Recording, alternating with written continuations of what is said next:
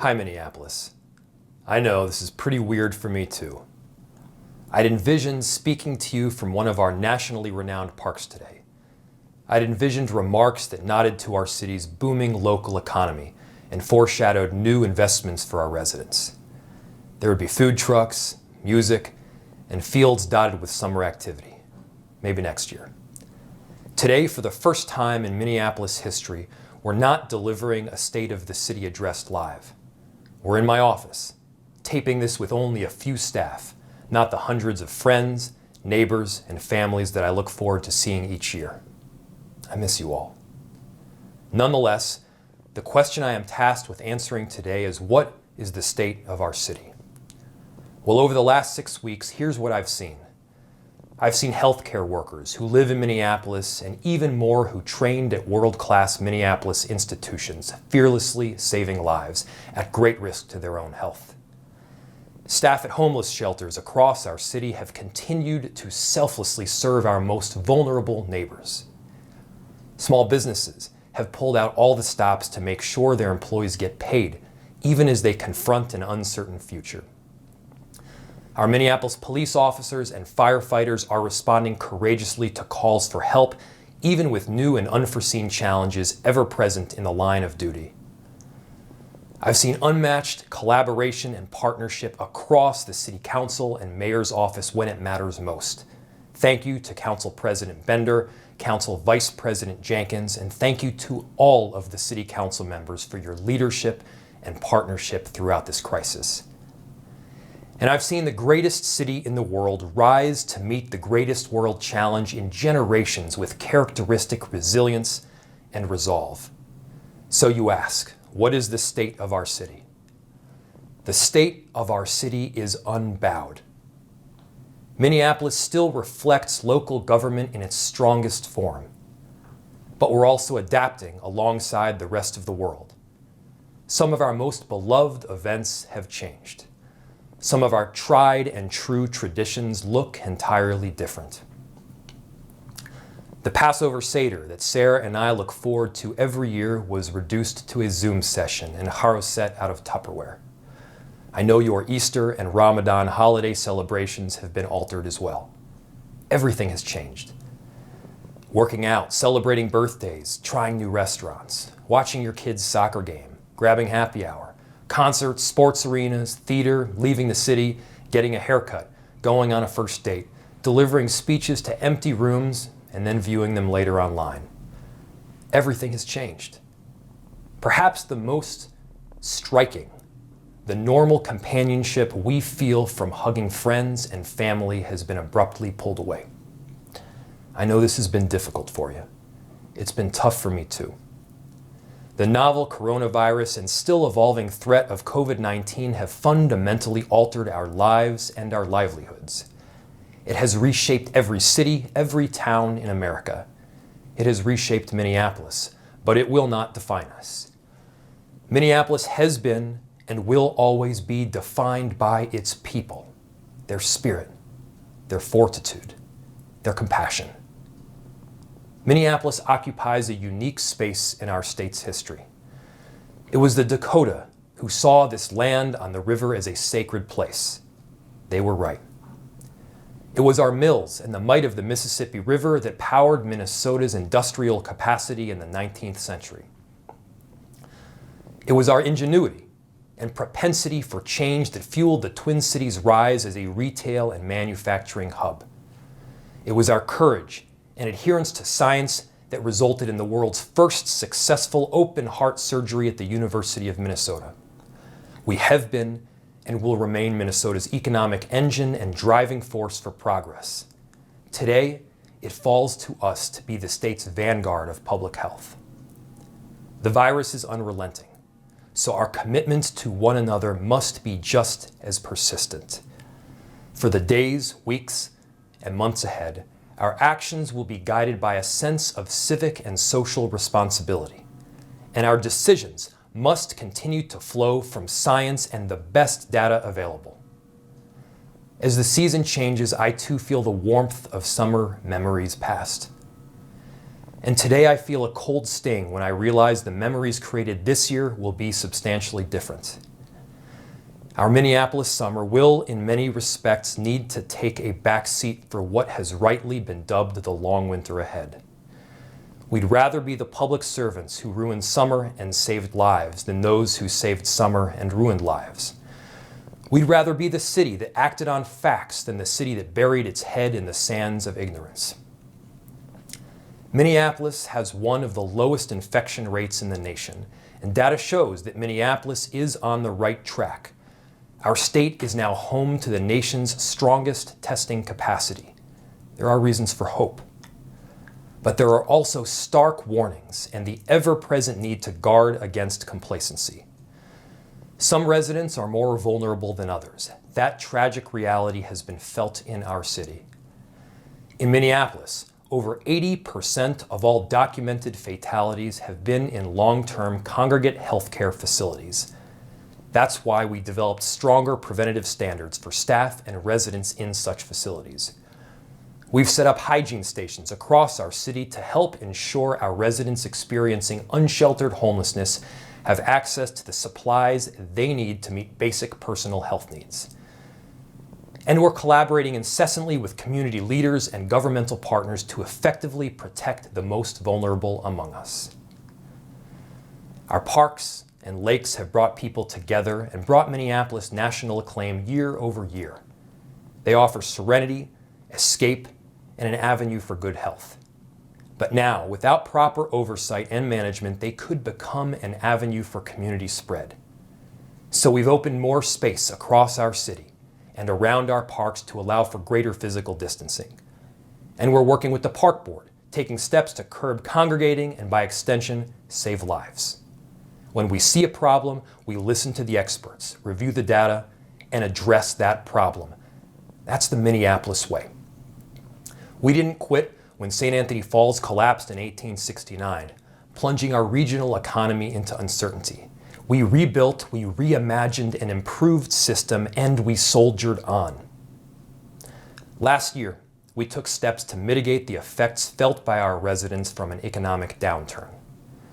We sustainably invested in our contingency fund for the first time in years, and during a construction boom, we took a conservative approach to revenue projections from our new construction permits. Yes, last year we were bracing for a downturn. Those measures were important, and they will pay dividends, but they now feel quaint in the face of what we confront today. We are staring down $100 to $200 million in lost revenue, and that's a major hit.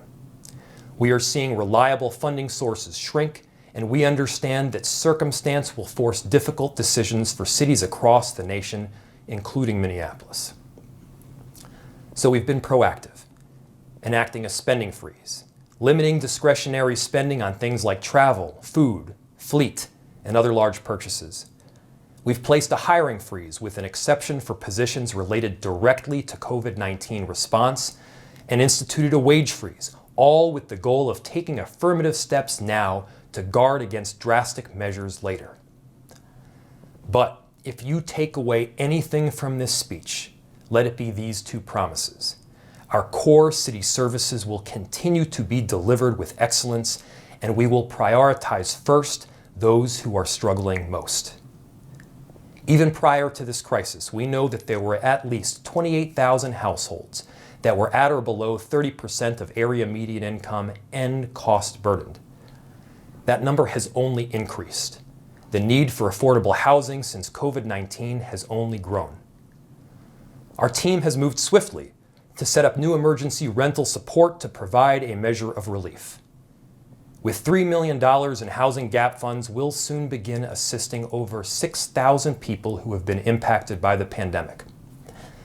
This is an important first step, and that programming will have a meaningful impact.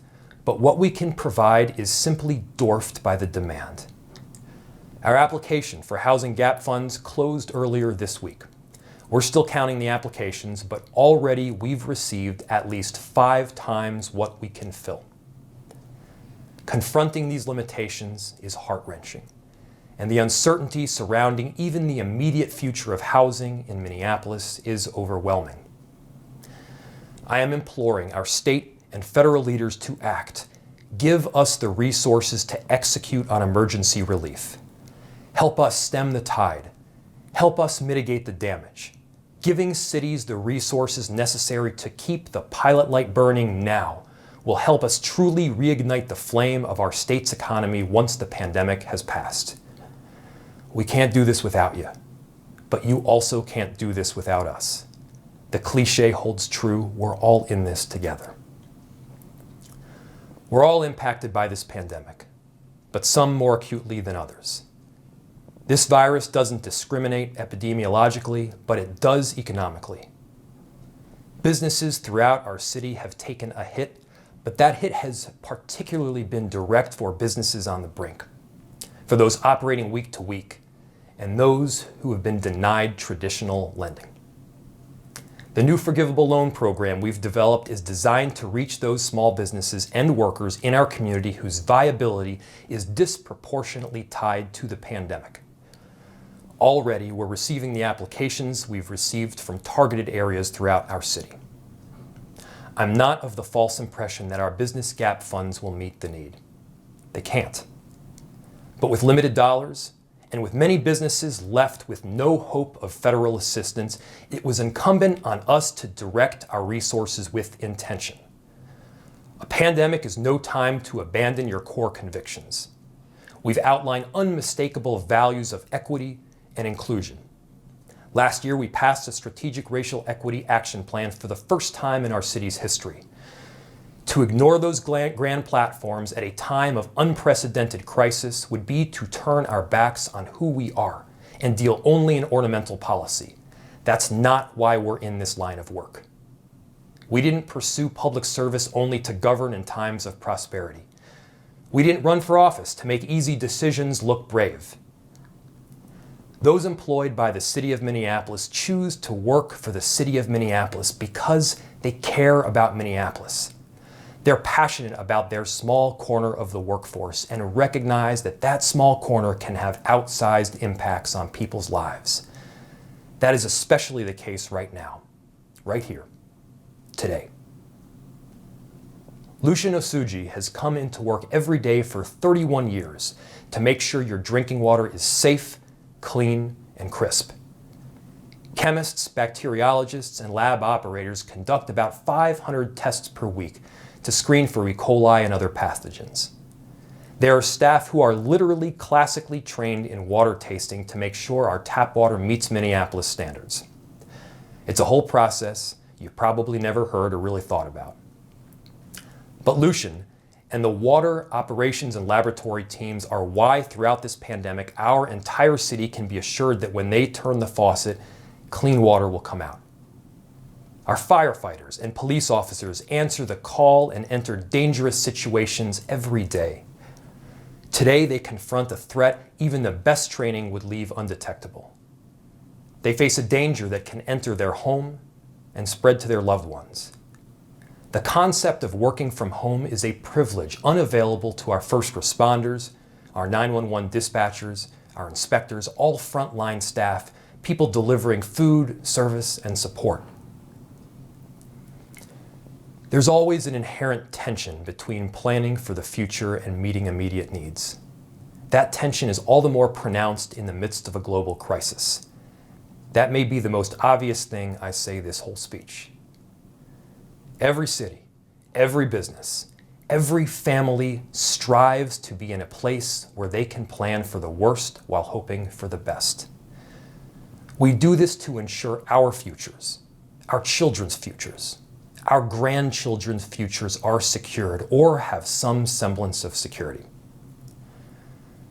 When we found out Sarah was pregnant, we talked about the world into which we are bringing our future child. We talked about things that might be expected and things that could be known. How hot is it going to be in 50 years as climate change increasingly affects our daily lives? Where would they go to school? Can we raise a good person with good values and good intentions? All these questions, all this planning for the future now needs to wait for action in the present. We won't be judged on remote plans. The measure, years and decades from now, will be what we did to make the future possible for as many as possible. Our entire planet is presently bound by a common threat. Throughout this crisis, we must also be bound by a common hope and a common understanding of what lies ahead. A new normal, at times drastically different from the old normal, lies ahead. A new normal, better responding to climate change, inequities, public health, and immigration, not simply through local collaboration, but through global cooperation. To be clear, there's nothing normal about the new normal other than the fact that we'll need to embrace it. Due in September, Sarah and I will tell our kid that we all played a part in making the future possible. You will tell your own children that we struggled, occasionally faltered, but acted boldly, decisively, and selflessly in a time of great uncertainty, and that will be our legacy. The state of our city is unbowed. The state of our city will be stronger on the other side because of you. Thank you.